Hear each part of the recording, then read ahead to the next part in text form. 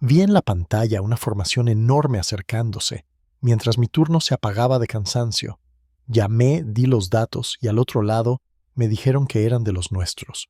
Entre lo que veía y lo que el sistema afirmaba, elegí callar y seguir el protocolo. Desde entonces, cada eco en el horizonte pesa como aquella duda que nunca me permití repetir. El 7 de diciembre de 1941, en la madrugada, una estación de radar del ejército estadounidense vigilaba el cielo sobre la isla de Oahu. El mar aún permanecía en penumbra, los muelles apenas despertaban, y el sistema de alerta temprana estaba en una fase que muchos consideraban experimental. El radar se encontraba en una colina al norte de la isla, lejos del bullicio del puerto y de las bases principales. Era un remolque con equipos electrónicos, generadores ruidosos y pantallas circulares que devolvían ecos verdes sobre un fondo oscuro. Aquella mañana el tráfico aéreo previsto era reducido. Se esperaba la llegada de un grupo de bombarderos propios procedentes del continente, y la orden general indicaba que se trataba de una jornada rutinaria, sin ejercicios especiales. El operador de radar de turno de relevo había comenzado su jornada antes del amanecer. No era un oficial, no era un estratega, era un técnico entrenado para escuchar, observar y registrar. Su trabajo consistía en vigilar una pantalla, interpretar trazos luminosos y traducirlos en datos escuetos sobre distancias y rumbos. El curso de formación que había recibido había sido rápido, acelerado por la necesidad de poner en marcha un sistema nuevo. Sabía manejar la consola, ajustar la ganancia, distinguir el ruido del mar de un eco sólido, pero su experiencia real en situaciones de tensión era casi inexistente. La estación se componía de pocos hombres. Había otro operador a su lado, encargado de la segunda pantalla y de ayudar con los cálculos. Un conductor se ocupaba del vehículo que los llevaría de vuelta a la base cuando terminara el turno. El supervisor, que solía estar presente en las primeras horas de la mañana, ya había abandonado el lugar, confiado en que las últimas horas del turno serían tranquilas. El parte del día anterior indicaba cierto relajamiento en la cadena de vigilancia.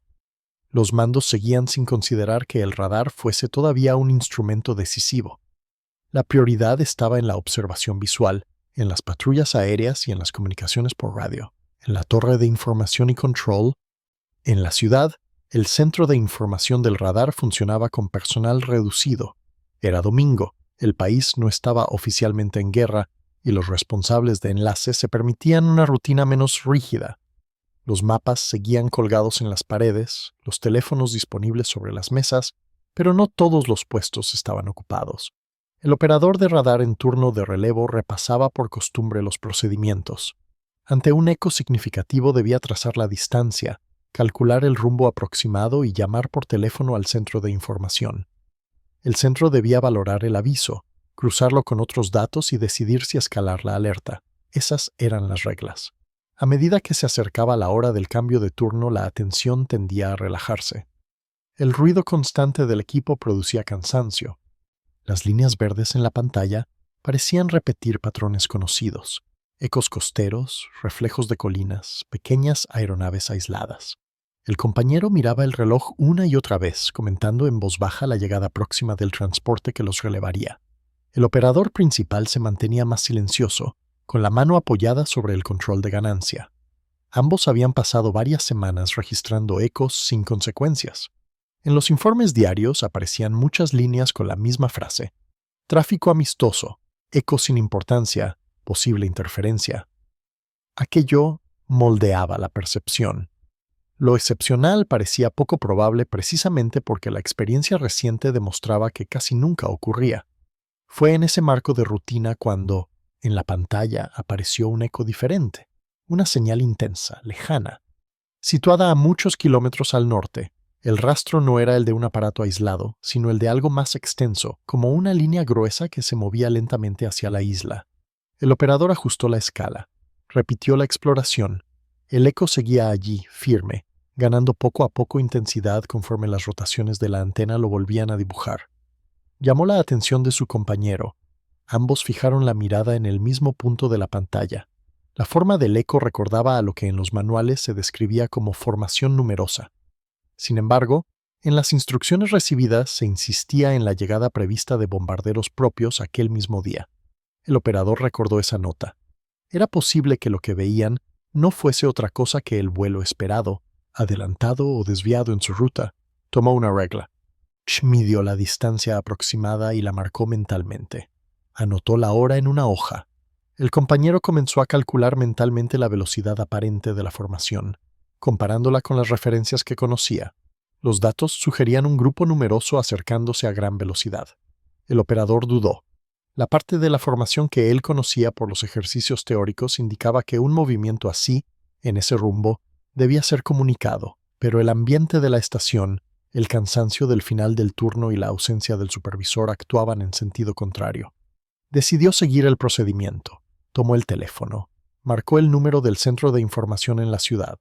Tras unos segundos, una voz respondió al otro lado. No era una sala abarrotada, ni un equipo en plena agitación. Era un único oficial de servicio, encargado de recibir y filtrar avisos, rodeado de mapas tranquilos y mesas medio vacías. El operador informó con el tono que le habían enseñado. Distancia aproximada, rumbo, tamaño estimado del eco. Su voz no sonaba alarmada, pero sí atenta.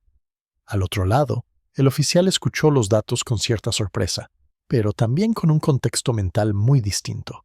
Tenía en su mesa la nota de la llegada prevista de bombarderos procedentes del continente. Sabía que se esperaba un grupo importante que debía aterrizar más tarde en la isla. La información encajaba superficialmente con lo que acababa de oír. Un grupo numeroso, aproximándose desde el norte. La producción de informes, la experiencia con ejercicios anteriores y la confianza en la planificación inclinaban la balanza hacia una explicación lógica y conocida. El oficial no había recibido instrucciones urgentes sobre una posible amenaza inminente.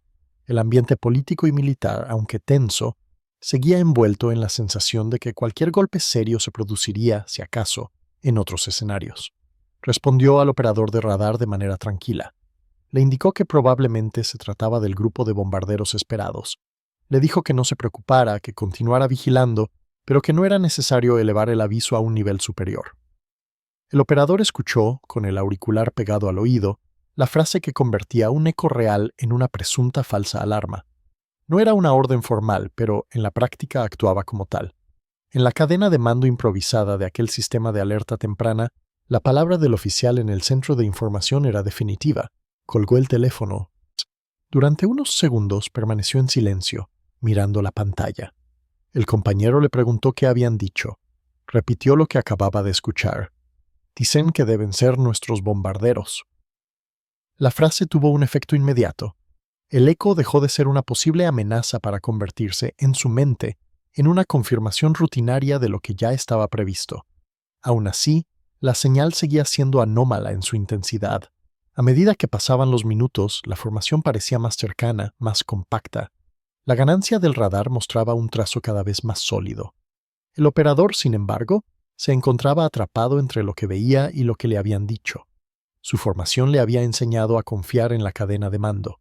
No estaba entrenado para insistir, para contradecir a un oficial, ni para cuestionar la interpretación del centro de información. El contexto institucional también jugaba en contra. El radar era una herramienta nueva, cuyo lenguaje todavía no estaba plenamente integrado en la cultura militar del lugar. Para muchos mandos, los ecos en la pantalla eran datos secundarios frente a la observación visual o los informes de inteligencia tradicional. El cambio de turno se acercaba. Se escuchó el ruido del motor del vehículo que venía por la carretera polvorienta. Los relevos se preparaban para tomar el control de la consola. El operador en turno de relevo miró la pantalla una vez más. El eco ya casi había alcanzado la distancia que, en teoría, debía activar un nivel de reacción más alto. Pero la decisión de considerarlo inofensivo ya había sido tomada en el escalón superior. La lógica de la organización no permitía fácilmente la insistencia. No existía un protocolo claro para comunicar una segunda vez la misma observación y señalar una discrepancia con la interpretación inicial. La duda quedaba atrapada entre papeles, horarios y jerarquías. El operador hizo una anotación final en el registro. Escribió hora, distancia y rumbo. Añadió la referencia verbal recibida. Presumible grupo de bombarderos propios. Entregó la hoja al relevo. Explicó casi de pasada que se veía una formación importante, probablemente amistosa. No lo dijo con alarma, sino con la resignación discreta de quien ha aceptado una explicación superior, aunque algo no termine de encajar. El nuevo operador, menos familiarizado con la evolución de la eco desde el inicio, aceptó el comentario. El cambio de turno tenía su propia inercia. Los hombres salientes pensaban en el desayuno, en el descanso, en abandonar la colina. Los entrantes se concentraban en ajustar el equipo, en hacerse con los controles. Unos minutos después, el radar fue apagado temporalmente como parte de la rutina, mientras se reorganizaba el equipo y se preparaban las próximas horas. En aquel breve intervalo, la formación captada anteriormente siguió avanzando sin que nadie la siguiera en la pantalla. En la ciudad, el centro de información permanecía silencioso. El aviso recibido no había motivado el despliegue de mapas ni el movimiento de fichas sobre las mesas. Se había registrado mentalmente como algo previsto, normal, dentro de la jornada. Más tarde, cuando el cielo sobre los muelles se llenó de aeronaves enemigas y el estruendo de las explosiones sacudió la isla, la secuencia de aquella madrugada adquiriría un significado completamente distinto. El eco que había cruzado la pantalla del radar se reveló como una oportunidad perdida de alerta temprana. El operador de radar del turno de relevo fue llamado a declarar en las horas y días siguientes. Se le pidió que describiera con detalle lo que había visto en la pantalla, la hora exacta del primer contacto, el contenido de la conversación telefónica. En las salas donde se recogían los testimonios, la atmósfera era muy diferente a la de la tranquila madrugada anterior. Ahora los mapas estaban cubiertos de anotaciones, los teléfonos sonaban sin descanso y la preocupación impregnaba cada gesto. Al exponer su relato, el operador habló con precisión. Describió el eco, la distancia, la velocidad estimada. Repitió las palabras del oficial del centro de información. No exageró, no dramatizó. Se limitó a relatar los hechos como los había percibido. Los oficiales encargados de escuchar tomaron notas. Algunos preguntaron por qué no había insistido, por qué no había solicitado que se comprobara por segunda vez la naturaleza del contacto. La respuesta era sencilla y, a la vez, reveladora. No existía una cultura que apoyara esa insistencia desde el escalón técnico. En las semanas posteriores se elaboraron informes detallados sobre las causas de la falta de alerta. Los documentos recogieron términos como falta de coordinación, procedimientos incompletos y uso limitado del radar. El aviso de la Estación del Norte apareció en esos textos como una nota a pie de página que ilustraba un problema mayor. Nadie señaló al operador como responsable directo. El foco se dirigió hacia la estructura, hacia la manera en que un sistema nuevo se había integrado de forma insuficiente en la cadena de mando. Sin embargo, para el propio técnico, la sensación de haber estado ante una señal importante sin que nada se hiciera persistió durante mucho tiempo. Con el paso de los meses, las estaciones de radar de la isla fueron reorganizadas. Se ampliaron los horarios, se reforzaron los centros de información, se definieron con mayor claridad los protocolos de aviso. El concepto de alerta temprana dejó de ser un añadido experimental para convertirse en una pieza central de la defensa aérea. En los cursos de formación posteriores, se comenzaron a usar ejemplos de fallos de coordinación ocurridos en los primeros meses de guerra. Entre esos ejemplos, sin aparecer con nombres propios, se encontraba la historia de un eco ignorado en una estación del norte debido a una interpretación apresurada durante un cambio de turno. El operador de radar fue trasladado más tarde a otros destinos. Trabajó en nuevas estaciones, en cadenas de vigilancia más densas y mejor organizadas. En ellas encontró equipos donde el aviso de un técnico tenía más peso, donde la duda se discutía en voz alta y no se archivaba por inercia. Aún así, cada vez que en una pantalla surgía un eco inesperado, recordaba aquella madrugada. La imagen luminosa avanzando hacia la isla, la llamada telefónica, la respuesta tranquila que la redujo a tráfico amistoso.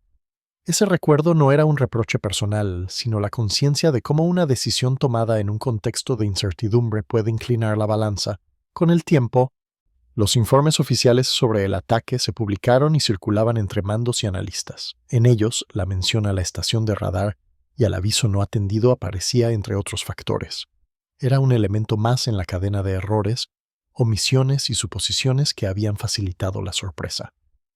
En las descripciones basadas en documentos, el operador casi desaparecía. Su papel quedaba reducido a la frase: se recibió un aviso que fue interpretado como tráfico amistoso. Detrás de esa formulación neutra no se veía el cansancio del turno, la ausencia del supervisor, el peso de la jerarquía ni la novedad del sistema que estaba aprendiendo a ser escuchado. A nivel institucional, aquella experiencia dejó una lección silenciosa. Las estructuras de alerta temprana no podían depender solo de la tecnología, ni solo de la autoridad de un oficial aislado. Necesitaban procedimientos claros para el relevo de turnos, para la gestión de la duda, para la revisión de interpretaciones iniciales. En manuales posteriores se incluyeron apartados específicos sobre el cambio de turno en estaciones de vigilancia. Se insistió en que la transición no debía interrumpir la observación de contactos significativos. Se recomendó mantener al personal saliente unos minutos adicionales cuando se estuviera siguiendo un eco de importancia.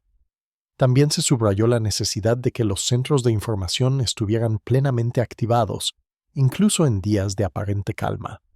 El puesto del oficial que había atendido la llamada en aquella mañana tranquila se convirtió, en esos textos, en un símbolo de la vulnerabilidad de la estructura cuando no se tomaba en serio la vigilancia continua. Ninguna de estas mejoras podía deshacer lo ocurrido, pero transformaron la función del operador de radar y de todos aquellos que se sentaban frente a una pantalla para mirar el horizonte invisible. Su criterio técnico empezó a ser valorado como una pieza esencial, no como un simple canal de transmisión de datos. El operador de radar de aquel turno de relevo terminó la guerra como muchos otros técnicos anónimos. Regresó a la vida civil sin medallas especiales ni menciones en titulares. En las conversaciones con sus compañeros, la historia de la madrugada en la colina aparecía a veces, contada con sobriedad, como un ejemplo de lo que ocurre cuando la duda no encuentra espacio para convertirse en pregunta insistente. Desde una perspectiva histórica, su experiencia se integra en el contexto más amplio de la evolución de los sistemas de vigilancia durante la guerra. La transición desde estructuras basadas en la vista y el sonido hacia redes de sensores y centros de información centralizados no fue inmediata ni perfecta. Requirió errores, informes, discusiones y ajustes. La señal que aquel día cruzó la pantalla fue real. El operador la vio, la registró y la comunicó. La transformación de ese dato en una falsa alarma no se debió a una única decisión, sino a una cadena de supuestos, ausencias y debilidades organizativas. En la memoria de los grandes acontecimientos se recuerdan fechas, nombres de bases, movimientos de flotas y decisiones de alto nivel. En un nivel más silencioso, la historia incluye también a quienes, en un turno de madrugada, sostuvieron la vigilancia con medios nuevos mientras la institución aún no sabía del todo cómo escucharlos. La madrugada en la colina al norte de la isla se convirtió, con el paso del tiempo, en un caso de estudio para quienes analizan el funcionamiento de los sistemas de alerta temprana. No por su espectacularidad, sino por la forma en que ilustra la relación entre tecnología, procedimientos y decisiones humanas. El operador de radar del turno de relevo no cambió por sí solo el curso de los acontecimientos. Lo que sí hizo fue mostrar, con su experiencia, que la vigilancia solo cumple su propósito cuando la duda encuentra canales para ser atendida, incluso en las últimas horas de un turno cansado y aparentemente rutinario. En los archivos, su nombre aparece quizás solo en breves anotaciones, pero la señal que observó, la llamada que hizo y la respuesta que recibió siguen recordando, en la lectura detallada de aquellos informes, la fragilidad de un sistema en el que una oportunidad de alerta puede diluirse en la frontera entre un eco real y una falsa alarma aceptada sin revisar.